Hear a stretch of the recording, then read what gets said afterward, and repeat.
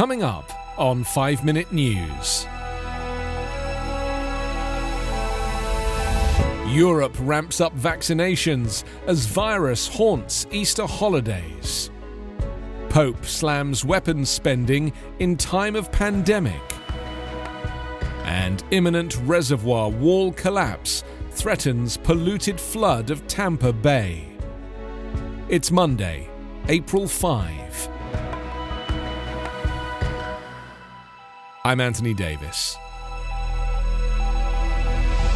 The French city of Lyon's main stadium opened as a mass vaccination centre during Easter weekend, and thousands spent the holiday lining up for injections at hippodromes, velodromes or other sites as France tried to speed up shots amid a new rush of coronavirus cases. But as Europe celebrated its second Easter in a row under the cloud of the pandemic, some cities put vaccinations on hold during the long holiday weekend, defying French President Emmanuel Macron's insistence that there are no weekends or days off during vaccination.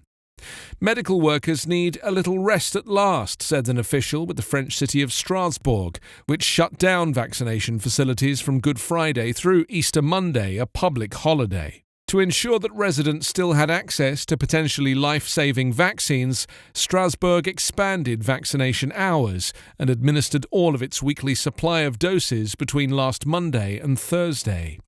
Spain, Italy and Germany faced a similar holiday vaccination challenge. Spaniards lined up for shots on Easter Sunday in Barcelona and other points around the country, but Madrid halted vaccinations at local health centres to give staff a break. The Spanish capital continued to give shots at a soccer stadium and a new hospital built to help handle pandemic cases. With Spain fearing yet another surge of infections, like the one now overwhelming French intensive care wards, Spanish Health Minister Carolina Darias had urged regional authorities to keep up vaccinations throughout Easter week. In the French city of Sarcelles, north of Paris, working-class residents have higher exposure to the virus because many can't work remotely. In the area's housing projects, many families have multiple generations living in close quarters. Language barriers make sorting out vaccination arrangements a challenge for many immigrants. Pope Francis urged countries in his Easter message on Sunday to quicken distribution of COVID-19 vaccines, particularly to the world's poor, and called armed conflict and military spending during a pandemic scandalous. Coronavirus has meant this has been the second year in a row that Easter papal services have been attended by small gatherings at a secondary altar of St. Peter's Basilica, instead of by crowds in the church or in the square outside. After saying Mass, Francis read his Urbi et Orbi, to the city and the world message, in which he traditionally reviews world problems and appeals for peace. Francis, who would normally have given the address to up to 100,000 people in St. Peter's Square, spoke to fewer than 200 in the church, while the message was broadcast to tens of millions around the world. The square was empty except for a few police officers enforcing a strict 3-day national lockdown. The Pope praised medical workers, sympathised with young people unable to attend school, and said everyone was called to combat the pandemic.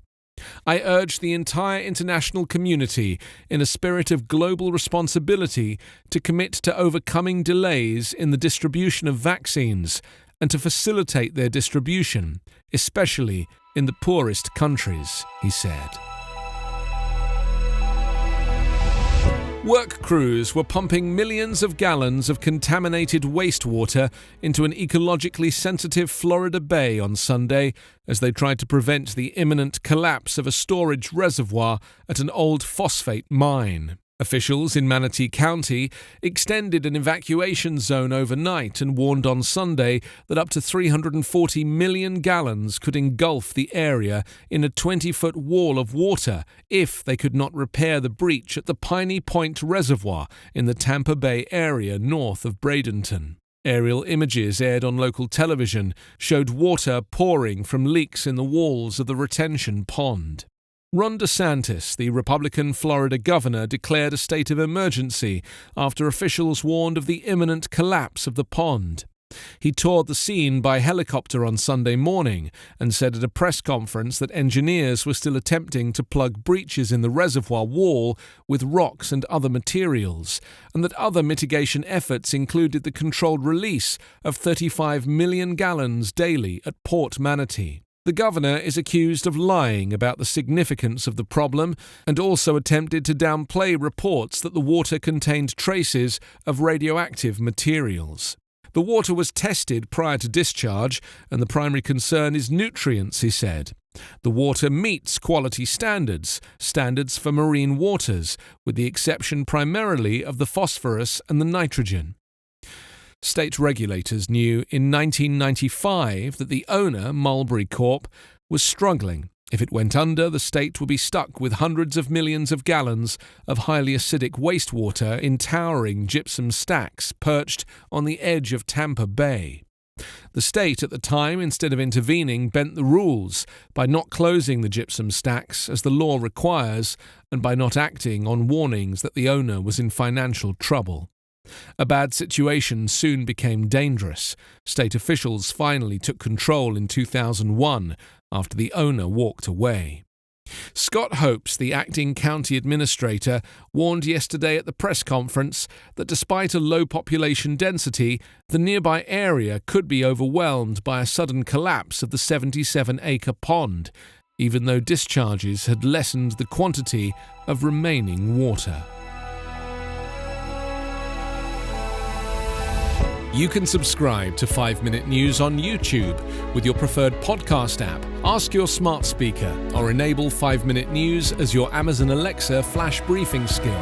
Subscribe, rate and review online at 5minute.news. 5 Minute News is an Evergreen Podcast covering politics, inequality, health and climate, delivering independent, unbiased and essential world news.